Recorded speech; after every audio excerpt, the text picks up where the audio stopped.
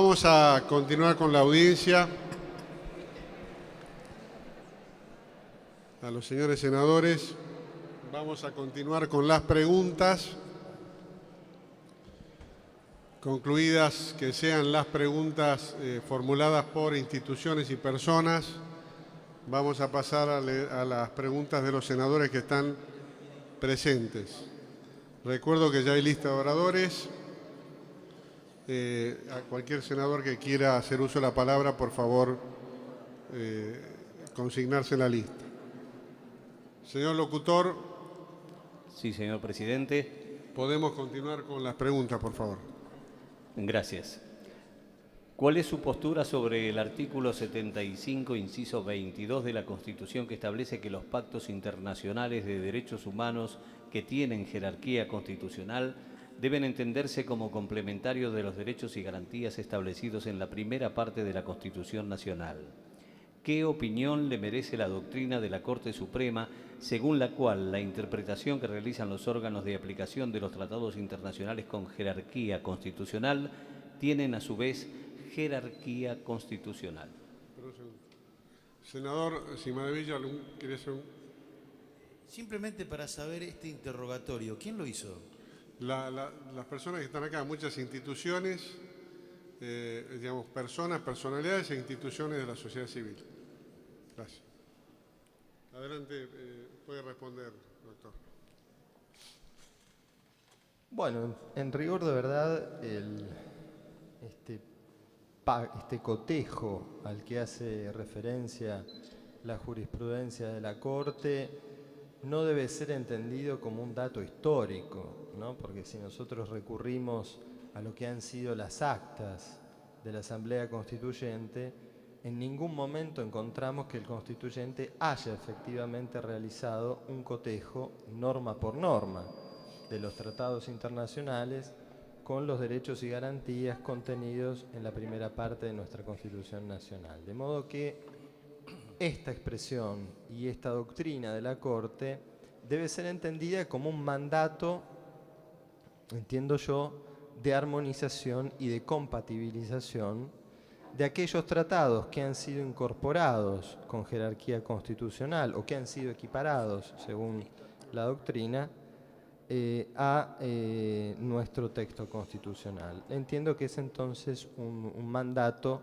que tiene una finalidad exclusivamente interpretativa y que deben hacer, por supuesto, los jueces y todos los poderes públicos que tienen a su poder ejercer algún tipo de control de constitucionalidad. ¿Qué valor le otorga a las recomendaciones de la Comisión Interamericana de Derechos Humanos y a las sentencias de la Corte Interamericana? ¿Cuál entiende usted debe ser el o los mecanismos para implementar en el ámbito interno las recomendaciones y sentencias provenientes de los órganos del Sistema Interamericano de Derechos Humanos?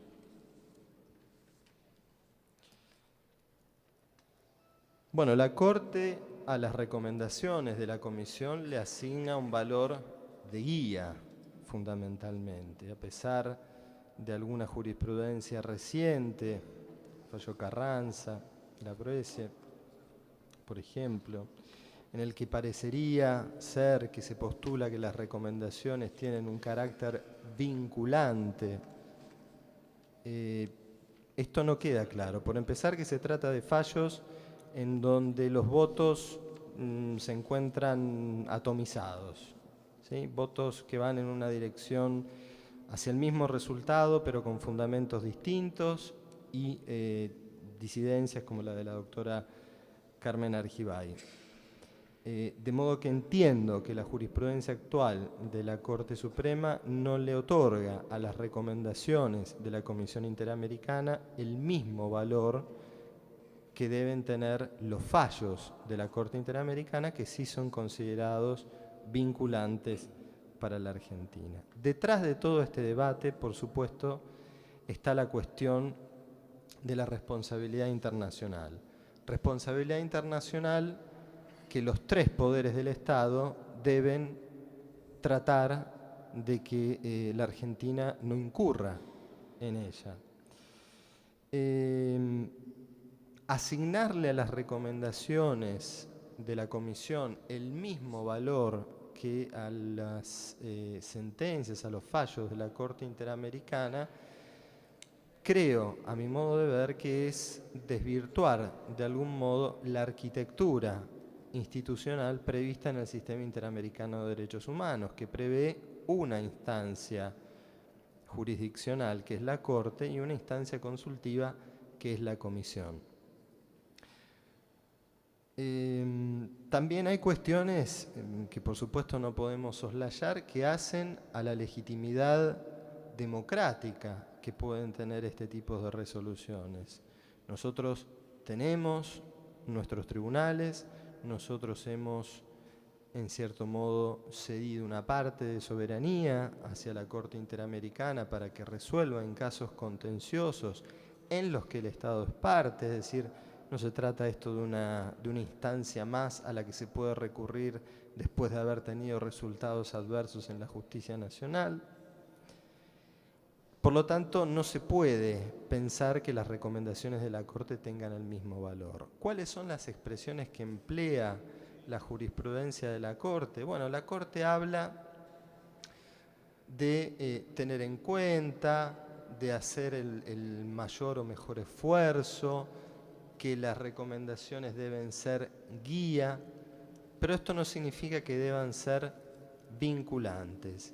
Creo que implicaría, además de una cuestión de una cesión de soberanía jurisdiccional, que usualmente más de una vez nos ha traído algún problema, la posibilidad de estar dándole la misma entidad a una recomendación que a un fallo. Por supuesto que esto puede resultar difícil de aceptar cuando, por ejemplo, en una recomendación, en un informe de la Comisión Interamericana, se determina que un individuo, que un ciudadano argentino, por ejemplo, ha sido objeto de tortura. Bueno, en esos casos creo que los tribunales tienen que tener en cuenta, sin duda, esas resoluciones, pero no pueden tener el mismo estatus que el de los fallos de la Corte Interamericana. Respecto de los mecanismos para implementar, bueno, sabemos que la responsabilidad de conducir las relaciones exteriores de la República Argentina está en manos del Poder Ejecutivo. Sin embargo, el deber de evitar que se incurra en responsabilidad internacional es un deber de los tres poderes políticos del Estado, incluyendo el Poder Judicial, que debe arbitrar todos los medios de que disponga para evitar que esto suceda. ¿Cree que es revisable por el Poder Judicial la determinación del presidente acerca de la necesidad y urgencia de emitir un decreto de contenido legislativo? ¿Qué opinión general tiene acerca de la regulación constitucional de los derechos de necesidad y urgencia, de la doctrina de la Corte en la materia y del uso que de dicho instrumento normativo se ha realizado en los últimos 10 años?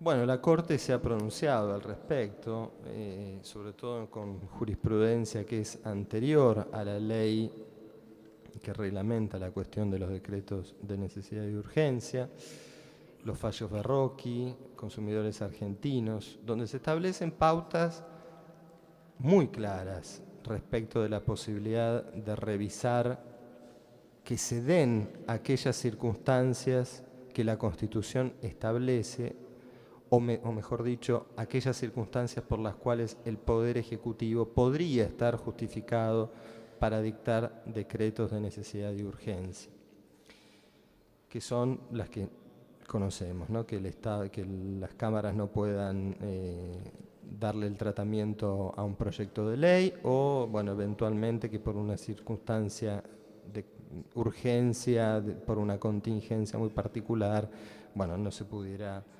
encontrar otra solución. Respecto de la pregunta sobre el uso que se ha hecho en los últimos 10 años, creo que ha sido un uso bastante menor que el que se había hecho en la década anterior. Queda por ver, y esta es una cuestión abierta sobre la que quizás no correspondería que abriese un juicio en este momento, qué ocurre o qué ocurrirá con los decretos de necesidad y urgencia a la luz de la nueva ley. Creo que todos ustedes conocen cuáles son los requisitos para que estos decretos tengan validez, si se requiere la aprobación, bueno, como establece la ley, de una Cámara, puede la otra Cámara rechazarlo o no pronunciarse, y si ese decreto es igualmente válido. Ahí probablemente haya una cuestión que discutir en un tiempo futuro. ¿Considera que debe existir diálogo institucional con los otros dos poderes del Estado por fuera de la actividad estrictamente jurisdiccional? ¿Cuál sería el tipo de diálogo que considera debería existir y cuáles serían los alcances? Bueno, en las preguntas anteriores pudimos hacer mención a algunas de estas cuestiones, sobre todo en lo que tiene que ver con la implementación de políticas públicas omitidas por los distintos poderes públicos y a las que están obligados por la Constitución Nacional. El Poder Judicial, la Corte, por supuesto, puede declarar la existencia del derecho o la violación de un derecho o la omisión inconstitucional en la que incurra uno de los poderes públicos. Frente a esas situaciones, los mecanismos de implementación son diversos y tendremos que ir desarrollándolos con la práctica, porque como decía hace algunos minutos, este es un problema que están teniendo muchas cortes en el mundo, producto de la dificultad de hacer ejecutivas muchas de sus decisiones que tienen que ver con derechos sociales fundamentalmente. En este aspecto, la importancia del diálogo interinstitucional es fundamental. Si se trata de encontrar soluciones a problemas generados por políticas públicas que afectan derechos o por la ausencia de políticas públicas que también producen la insatisfacción de derechos reconocidos por la Constitución Nacional, la solución no puede ser otra que la que surja del diálogo entre los distintos poderes. Un diálogo que debe, por supuesto, trascender la mera judicialización o un proceso de tipo constitucional.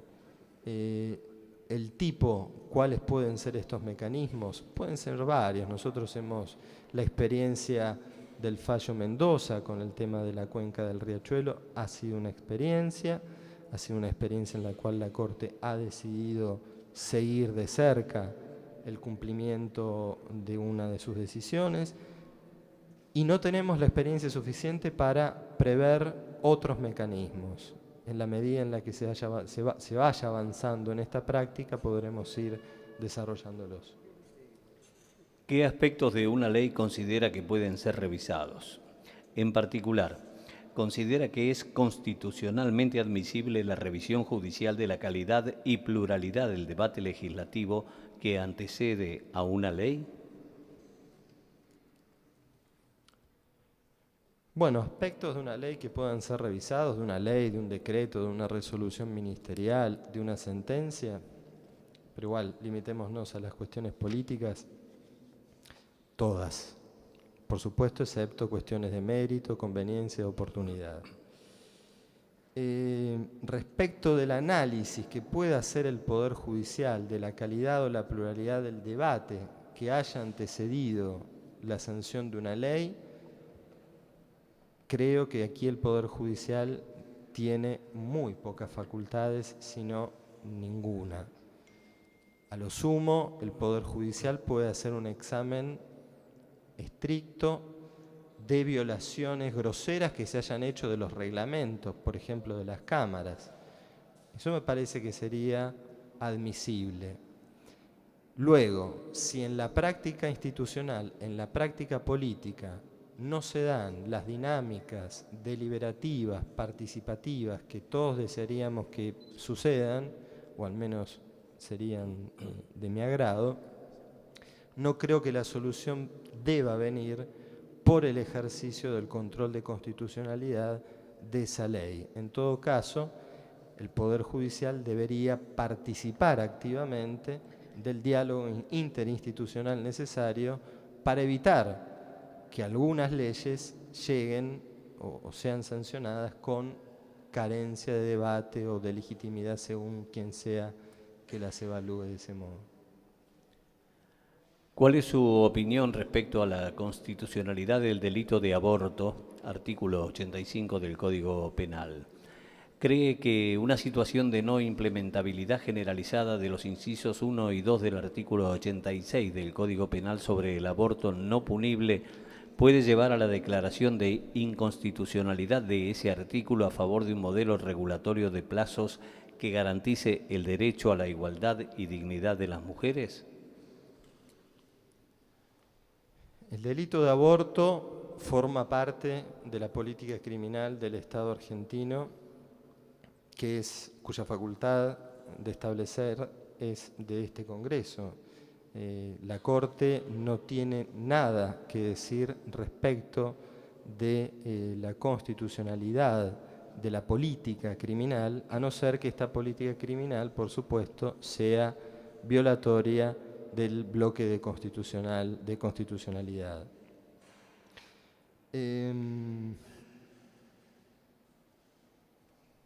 La Corte ha dado un paso muy importante con el fallo de FAL, ha zanjado una vieja discusión producto de una traducción deficiente de un código penal suizo que ponía todavía a esta altura de los acontecimientos en discusión si era no punible el aborto de la mujer que había sido víctima de violación o si solamente podía no ser punible el aborto de la mujer violada, idiota o demente, como dice el Código Penal. Esto era un defecto de traducción del cual muchos tribunales se aferraron para no conceder este derecho. Estamos ante una causa de justificación que ha sido esclarecida y definida por la Corte, y lo que quede por hacer al respecto está en manos de los poderes públicos, de los otros dos poderes públicos. Muchos jueces en distintos países del mundo, incluida la Argentina, han dictado en los últimos tiempos directivas presupuestarias específicas para asegurar el cumplimiento de las condenas dispuestas en casos sobre derechos sociales, tales como ordenar la asignación o el embargo de fondos públicos para la realización de una determinada obra. ¿Qué opina del uso de esta herramienta? Bueno, como medida de previsión de contingencias que pueden darse en el transcurso de la ejecución de un presupuesto, me parece positivo. Y esto, bueno, forma parte muchas veces de las necesidades de reasignación que pueden surgir durante la ejecución de un presupuesto, y que, bueno, muchas veces pueden obedecer también a la obligación de cumplir con sentencias de tribunales. ¿Considera que los derechos económicos, sociales y culturales reconocidos en los diversos instrumentos internacionales y que forman parte del bloque constitucional argentino cuentan con plena operatividad? En caso afirmativo, ¿qué mecanismos considera que puede utilizar el Poder Judicial para su aseguramiento? Y en caso negativo, justifique. ¿Considera que el rol activo de la Corte Suprema en la implementación de derechos sociales vulnera la división de poderes? Creo sí que los derechos sociales tienen efectivamente distintos niveles de operatividad según de qué se trate. En casos como Badaro, por ejemplo, la movilidad, o mejor dicho, el deber de fijar la movilidad de los saberes previsionales por parte del Congreso fue decisión, o mejor dicho, fue resultado de una exhortación que realizó la Corte Suprema. Respecto de otros derechos, se entiende que esta operatividad, superando aquella vieja distinción entre cláusulas programáticas, cláusulas operativas, se las considera como de operatividad derivada, es decir, el Poder Judicial lo que hace es identificar una situación frente a la cual se ha omitido cumplir o satisfacer un derecho constitucional, exhorta a los poderes públicos para que subsanen esa omisión y luego tiene determinadas facultades de control que en la práctica se han ido desarrollando. La experiencia de Badaro 1 y 2 es un caso bastante elocuente respecto de la operatividad de lo que manda el artículo 14 bis de la Constitución. Hay otros ejemplos respecto de derecho de vivienda o respecto de otros derechos sociales en los que se verifica específicamente esta cuestión de la operatividad derivada. ¿Cuál es su opinión sobre la jurisprudencia de la Corte Suprema referida al derecho a la vivienda? ¿Considera constitucionalmente admisible la exigibilidad judicial del derecho a la vivienda? En tal caso, ¿considera que puede obligarse judicialmente al Estado a asegurar el acceso a la vivienda en términos colectivos? Bueno, está vinculado a la respuesta anterior, ¿no? Yo mencioné antes el fallo de la Corte QC contra Ciudad Autónoma de Buenos Aires. Creo que de todo ese fallo el voto del doctor Petracchi es por demás elocuente. Es decir, donde existe un derecho constitucional cuyo cumplimiento ha sido omitido y que se considera de operatividad derivada, eso implica que los poderes públicos están en la obligación de reglamentarlo y de satisfacerlo. Y en el caso, y hablando puntualmente de la vivienda, en que aquellos a quienes reclaman la satisfacción de estos derechos contaran con algunos medios, ya sea porque trabajen, para poder acceder a la vivienda propia, también hay que tener en cuenta esa otra dimensión que implica, por supuesto, el derecho a la dignidad, el derecho a ganarse el propio sustento a través del trabajo y permitirles, por supuesto, que participen con el fruto de su trabajo de la realización de esos derechos sociales y del acceso a la vivienda.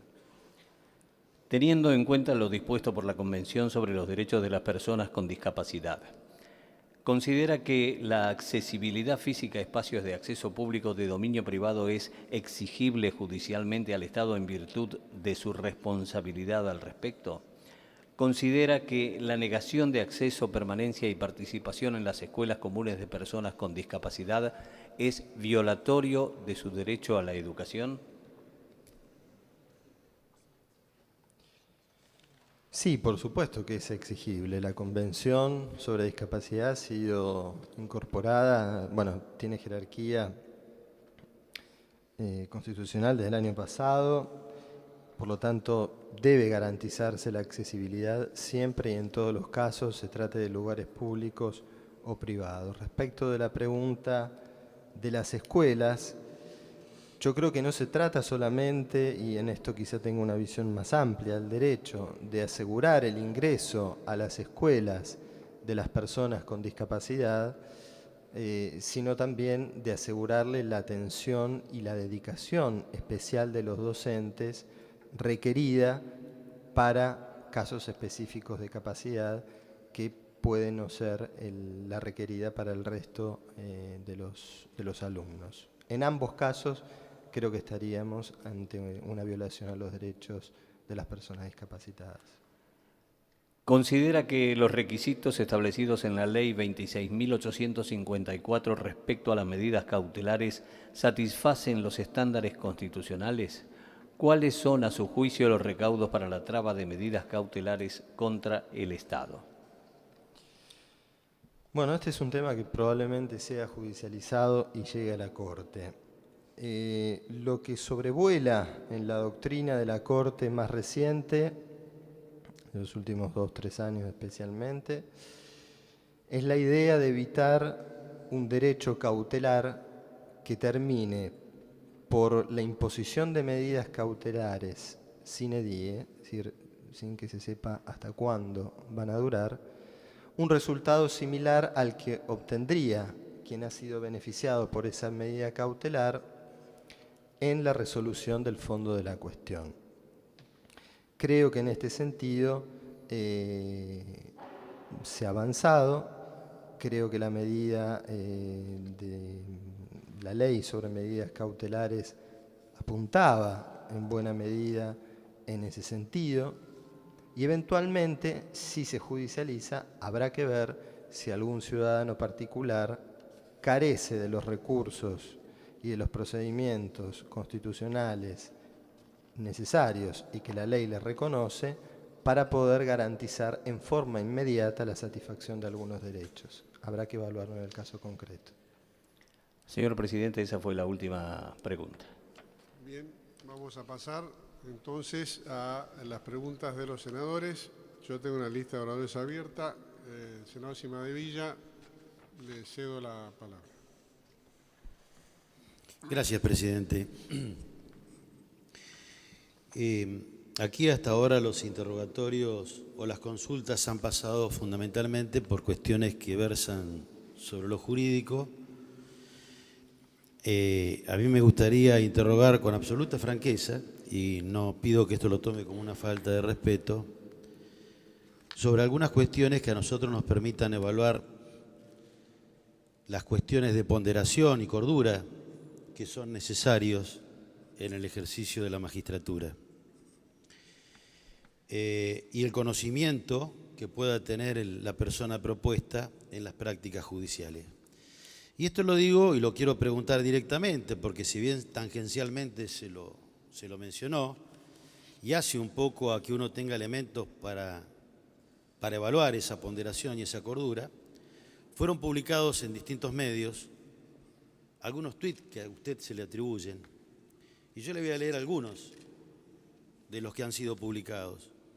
Ahora la nata internado en el Favaloro, es el momento de un final de película. ¿Cómo puede Bergoglio hablar de trabajo y de los trabajadores? Bergoglio que no laburó nunca en su vida. Ley de medios, habrá que esperar un poco más. Hoy se impuso la Cámara de Clarín. Yo no sé si cuando usted desmintió estos tuits, si tenemos que creer que La Nación y Clarín mienten, si usted ha hecho algo para esto, aclararlo. Y además también a raíz de este tuit hacer una pregunta concreta. Hoy se impuso la Cámara de Clarín. Si usted considera que hay magistrados o jueces que responden directamente a intereses corporativos o a intereses económicos, y si usted entiende que es así, también le voy a pedir que me diga cuáles son esos grupos corporativos, esos intereses mediáticos o económicos a lo que responden esos jueces. Bueno, respecto de la pregunta de los tweets, como dije antes, hay algunos que puedo reconocer, otros que no. Hay personas, usuarios de esas redes sociales que se dedican a traficar este tipo de información que no siempre es falsa, que no siempre es verdadera. Y particularmente lo que más me llama la atención y lo que me parece que ha sido claro en estos 2 meses que han pasado desde mi postulación es la omisión que se ha hecho, a mi modo de ver, intencional, de críticas a funcionarios y políticas del gobierno nacional de tenor muy similar a las que usted menciona y que no han sido difundidas en ningún medio de comunicación. Esto no significa que mienta un diario u otro, sino simplemente que han sido omitidas. Respecto de la pregunta sobre si considero que hay jueces que responden a determinados intereses, bueno, me parece que es plausible considerar que efectivamente hay sectores de la justicia que son o pueden llegar a ser más o menos permeables a determinados intereses, sean intereses empresarios, sean intereses políticos, de la naturaleza que sean. Yo particularmente no estoy en este momento en condiciones de hacer nombres y tampoco creo que corresponda ni que sea el caso hacerlo. Pero efectivamente esto es una realidad que existe y que ha existido siempre y que, bueno, en todo caso tenemos que aprender no a convivir con esto, sino a tratar de subsanarlo.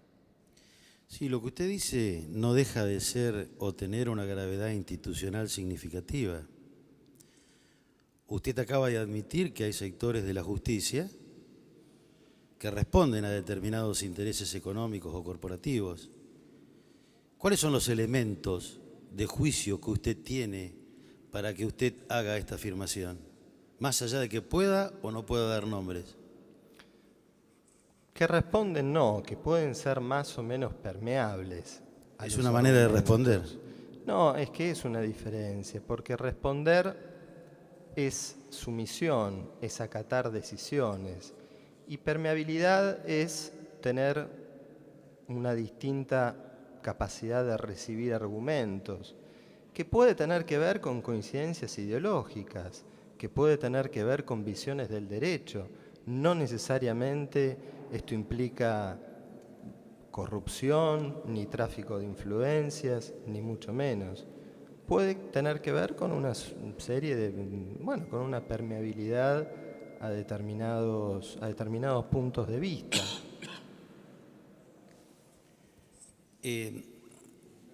¿Usted alguna vez presentó un recurso extraordinario ante la Corte Suprema de Justicia como patrocinante o como apoderado? No. ¿Nunca? No. ¿Qué práctica tribunalicia tiene usted?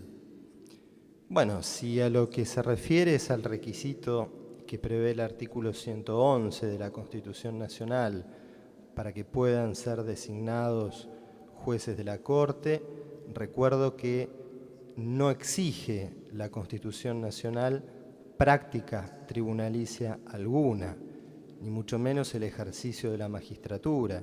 Si así fuera, creo que por lo menos el 30% de los ministros de la Corte que hemos tenido y varios de los que tenemos en la actualidad no podrían haber accedido al cargo. Pero usted no debe desconocer que las prácticas judiciales aportan muchísimo conocimiento para resolver los pleitos. Usted, los 8 años de ejercicio de la profesión, entiende que pueden ser puramente académicos, sin ningún tipo de práctica judicial, sin ningún tipo de práctica abogadil, pueden ser docencia. ¿Cómo entiende usted que deben ser esos 8 años de ejercicio de la profesión? En mi caso personal no son 8 años o más de 8 puramente académicos. Como se ha reseñado en mi currículum, he realizado varias actividades que trascienden el mundo de lo académico, desde haber emitido dictámenes en juicios políticos a funcionarios, a jueces, o haber sido coordinador nada menos que de la comisión de elaboración de un proyecto de Código Penal. Me parece que esa es una experiencia práctica que quizá no merecería ser soslayada, ni tampoco ser considerada como una actividad meramente académica. ¿Qué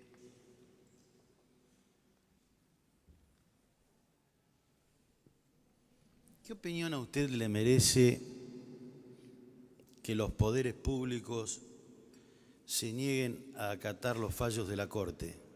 Por ejemplo, el caso Sosa en la provincia de Santa Cruz. ¿Usted hubiese ejecutado forzosamente la sentencia o hubiese aplicado algún tipo de astraíntes personales al gobernador o habría pedido la formación de una causa criminal? Senador, le pide una interrupción. No, yo estamos interrogando al doctor Carles, no me interesa la opinión del senador González.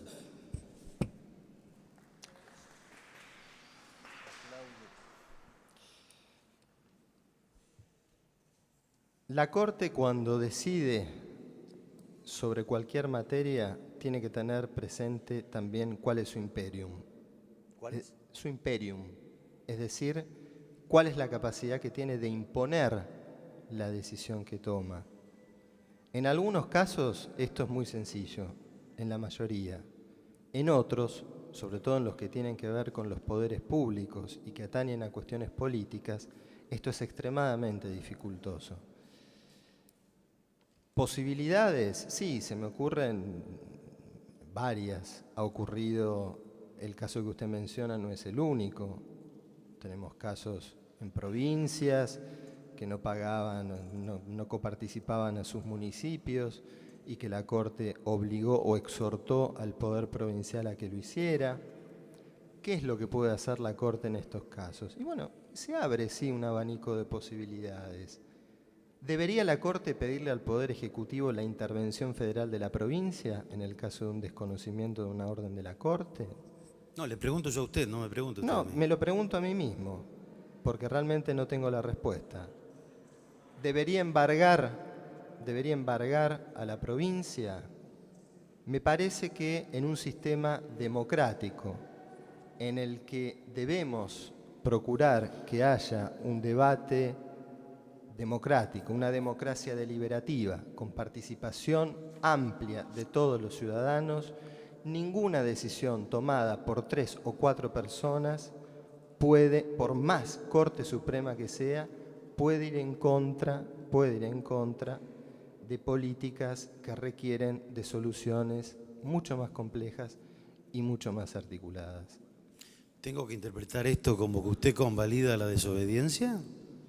No, en absoluto, sino simplemente que la Corte tiene que ser consciente al momento de decidir respecto de aquellas cuestiones sobre las que tiene imperium, es decir, aquellas cuestiones en las que efectivamente puede no solamente declarar el derecho, no solamente decir cuál es la situación que se corresponde a derecho según su leal interpretación de la Constitución, sino que también tiene que tener en cuenta qué posibilidades va a tener luego de aplicarlas. Esto no implica defender ningún tipo de desobediencia, sino simplemente atender a una situación fáctica.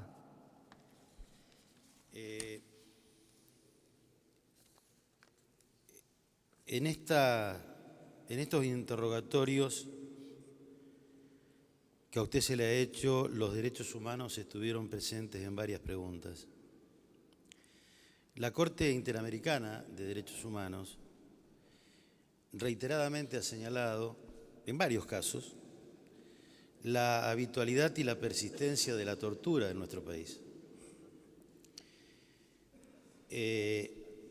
Fundamentalmente mientras las víctimas de esa tortura se encuentran bajo la custodia estatal y las profundas falencias del sistema de administración de justicia para investigar y sancionar a los funcionarios responsables.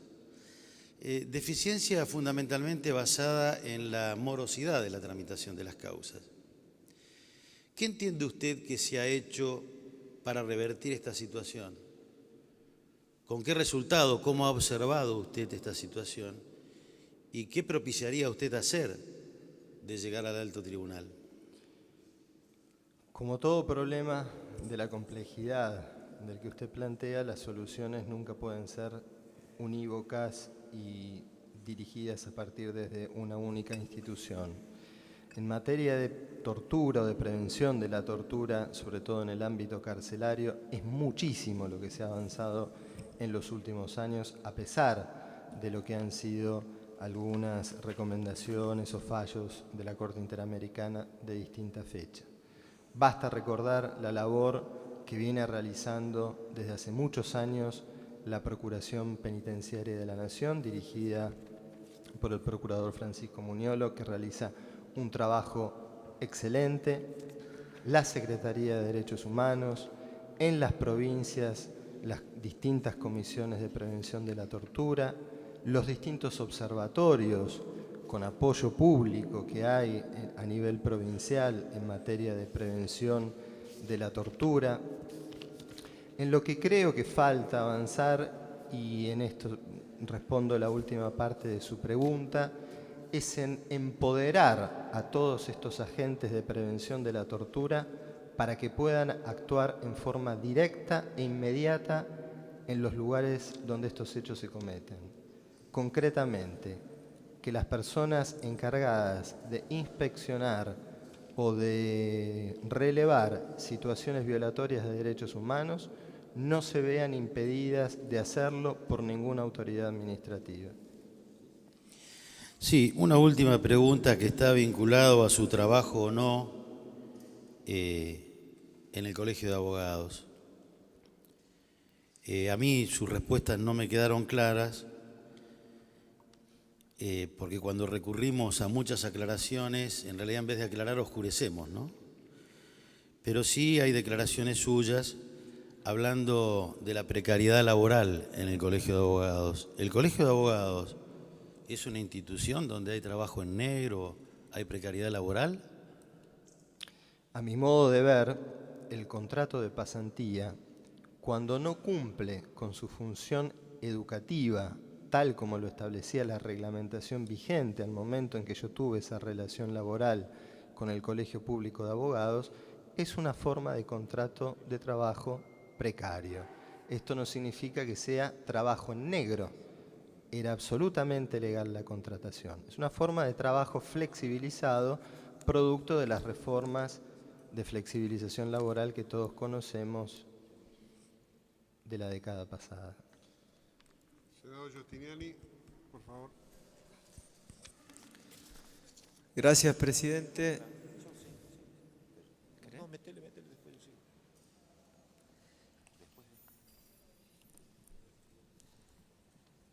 Se calcula que en el país hay unos 170.000 abogados matriculados, de los cuales aproximadamente 80.000 están matriculados en la ciudad de Buenos Aires como usted, doctor, y por año se gradúan alrededor de 15.000 profesionales del derecho, la mayoría de ellos en la franja de 25 a 30 años, que después realizan la mayoría de ellos posgrados,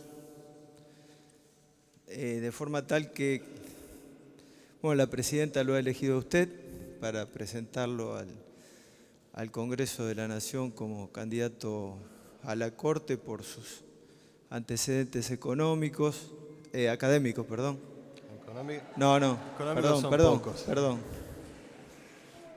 perdón, no fue una ironía. Así que quería hacerle algunas preguntas como para poder profundizar el conocimiento suyo. En primer lugar, me gustaría su opinión respecto al funcionamiento de la Corte en estos momentos. La Corte desde el mes de febrero está funcionando con 4 integrantes. Lleva 60 días aproximadamente, donde ha producido 17 fallos, una acordada, una resolución. Y el primer fallo, que es del 10 de febrero, fue respecto a un tema para mí muy importante, que consagró el derecho colectivo por el reclamo de un tratamiento en salud y la gratuidad de las acciones colectivas.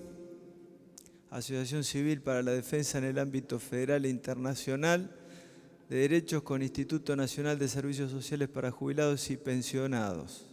El fallo 721/2007 y otros que fueron de debate dentro de este Senado porque hace al tema AMIA, un fallo muy importante respecto a la indemnización a los familiares, que es el caso de Feifman, Ruth Miriam y otros, contra Estado Nacional, según daños y perjuicios, que es el 712/2013. Así que la pregunta concreta, doctor, era cómo veía usted cómo ha estado funcionando la Corte en este tiempo con 4 miembros. Más allá de cómo ha funcionado la Corte en este periodo con 4 miembros, lo cierto es que la ley prevé que la Corte debe estar integrada por 5. Y es obligación del Poder Ejecutivo proponer un reemplazante en el plazo de 30 días una vez que se produce una vacante. Esto es lo que dice la ley y esto es lo que deben cumplir el Poder Ejecutivo y el Senado discutir la propuesta que haga el Poder Ejecutivo.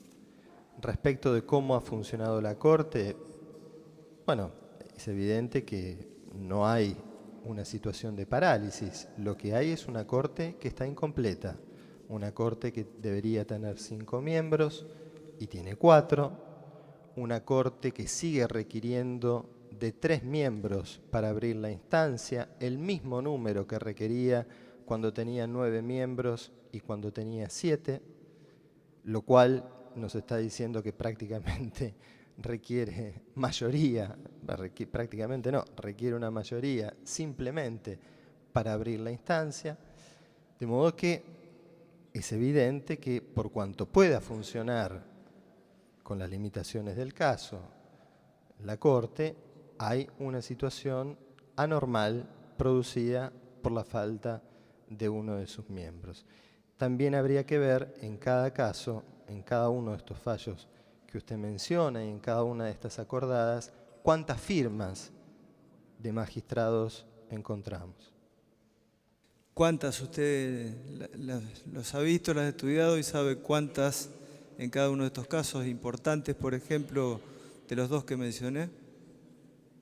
Estos casos particularmente, senador, no los recuerdo, pero he visto otras resoluciones de este año abundantes que tienen solamente 3 firmas. Otra pregunta que quería realizarle es respecto que usted se refirió en algunas respuestas a algunas de las preguntas iniciales. Es referida a la cuestión del acceso a la información pública, que usted lo refirió como un derecho humano fundamental, cosa que compartimos plenamente. Refirió al avance importantísimo que había realizado la Corte respecto a la publicidad de los actos de gobierno.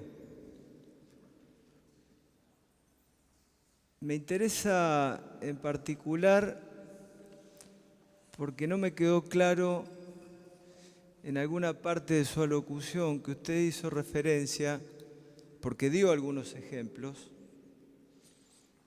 referido a lo que significa el derecho al acceso a la información pública, y la referencia que hizo fue al Poder Ejecutivo, de un ejemplo concreto en el tema vial. Y algún reparo puso cuando dijo, volvió a la generalidad, que depende de qué dato y de qué órgano puede haber algún tipo de limitación a ese derecho a la información pública. Por eso quería tener alguna precisión un poco mayor y con una cuestión a lo mejor bastante concreta, mi pregunta, si usted entiende que existe alguna limitación al acceso a la información en empresas donde el Estado Nacional tiene mayoría accionaria o se realizan aportes del Tesoro Nacional en dichas empresas. La limitación no es al derecho al acceso a la información pública. La limitación, si la podemos llamar de esta manera, tiene que ver con las funciones y las competencias de cada área. Yo había dado el ejemplo de la Agencia de Seguridad Vial. No puedo pedirle a la Agencia de Seguridad Vial información que sea excesiva o que por el nivel de detalle o de exhaustividad no tenga la obligación de producir. Yo puse un ejemplo absurdo, pero que podría ocurrir, ¿no? Un tesista, por ejemplo, que solicita a un órgano del Estado determinada información a los efectos de realizar su tesis de maestría o de doctorado, de lo que fuere. Por lo tanto, la limitación no es al derecho, tiene que ver con la razonabilidad de la petición y con las competencias y obligaciones que tiene cada organismo, puntualmente, ¿no? En el caso de la seguridad vial me parece que queda claro que tienen que tener información sobre los accidentes de tránsito. en el ejemplo concreto que le estoy manifestando, ¿qué opina?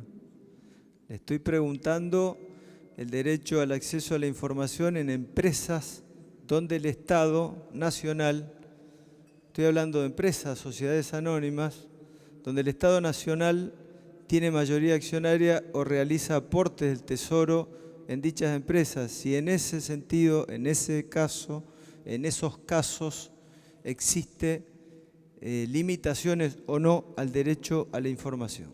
Bueno, hay jurisprudencia al respecto del contencioso administrativo y también de la Corte, que a mi modo de ver ha sido parcialmente limitativa, porque efectivamente hay intereses públicos que deberían ser tenidos en cuenta al momento del acceso a la información.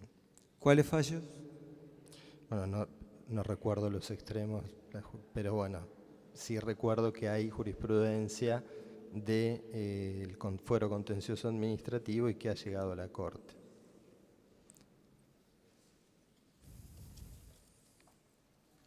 Bueno, y la última pregunta, doctor. Quería alguna ampliación de un tema que usted se estaba refiriendo, que quizás tiene alguna relación con algunos aspectos que cuando usted habló de la última palabra de la Corte.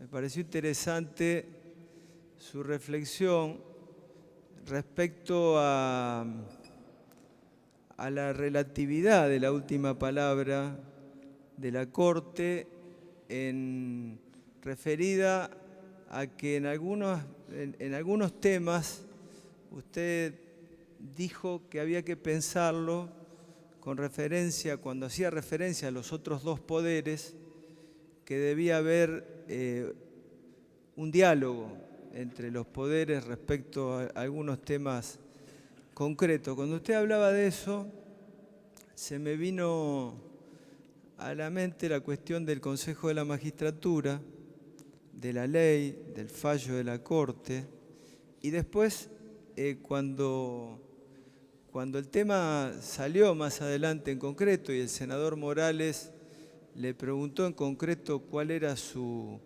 posición respecto al fallo de la Corte que declaró inconstitucional la ley, usted refirió parcialmente a un solo aspecto de ese fallo que dijo la cuestión de que los abogados debían ser electos por los abogados, si no escuché mal. Me gustaría una reflexión más amplia de esa respuesta que hace a todo el fallo, porque el fallo fue mucho más amplio que eso.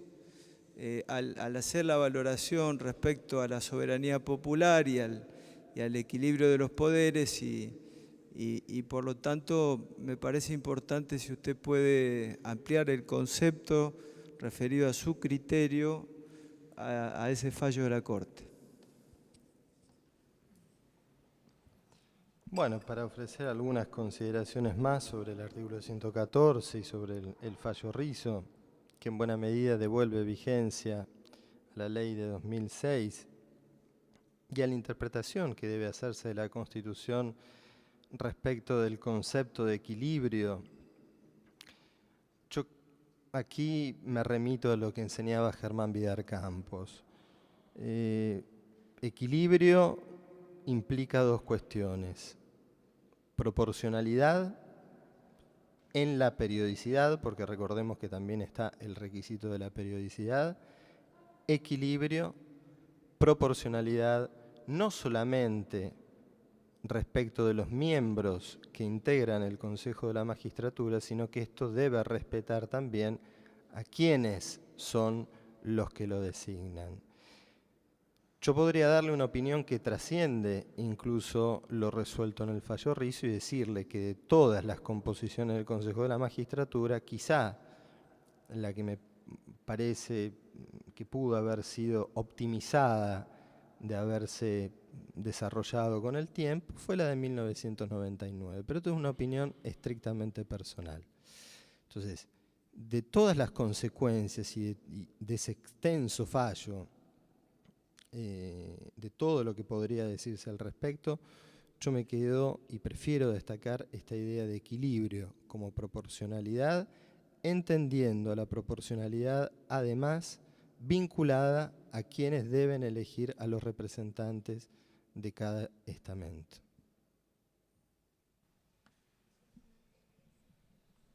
Para bastante más, pero bueno, lo dejamos ahí. Gracias, doctor. Senador Linares. Gracias, presidente. Bueno, varias de las preguntas que habíamos anotado han sido contestadas ya a lo largo de estas enormes cantidades de preguntas que se han contestado. A mí me queda una necesidad de tener la opinión del abogado Carles con lo siguiente. Esta democracia representativa con la delegación de funciones ha perdido, al menos las cámaras, una fuerte posibilidad de controles.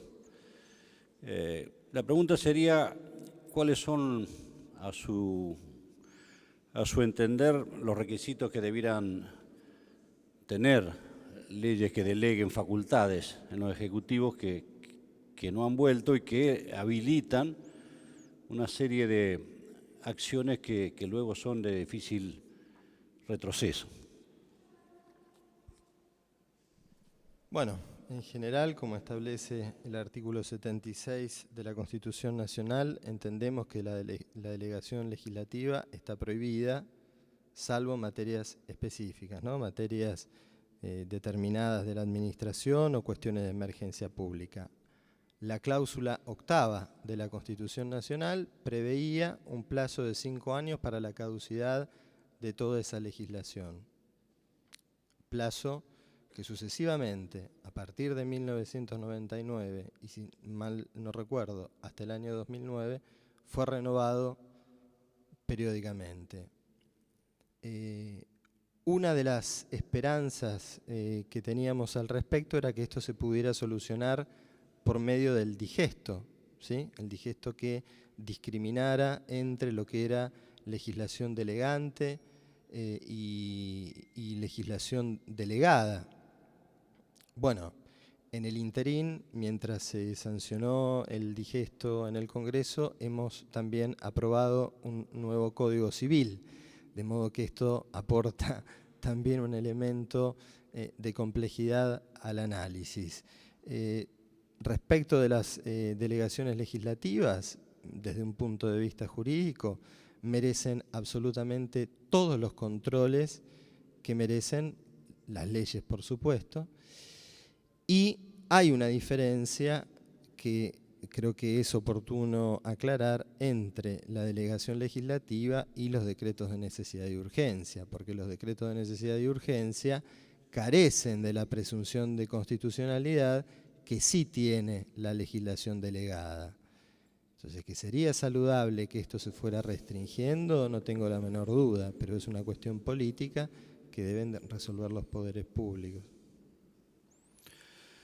Bueno, y la segunda pregunta que me quedaría es si considera que las disposiciones de la Ley 26.944 de responsabilidad del Estado pueden dar lugar a situaciones de derechos individuales o colectivos determinados que no tengan adecuado resguardo o recuperación o reparación. Bueno, es una cuestión que muy probablemente va a ser judicializada y no dudo que va a llegar a la Corte. Lo único que le puedo garantizar es que si un ciudadano queda sin la debida protección o sin la debida reparación por cualquier tipo de responsabilidad del Estado, sea de funcionarios, de agentes, por actos lícitos o ilícitos, estamos absolutamente comprometidos en su reparación integral, implique esto lo que implique para la validez de la ley. Senadora Krexel.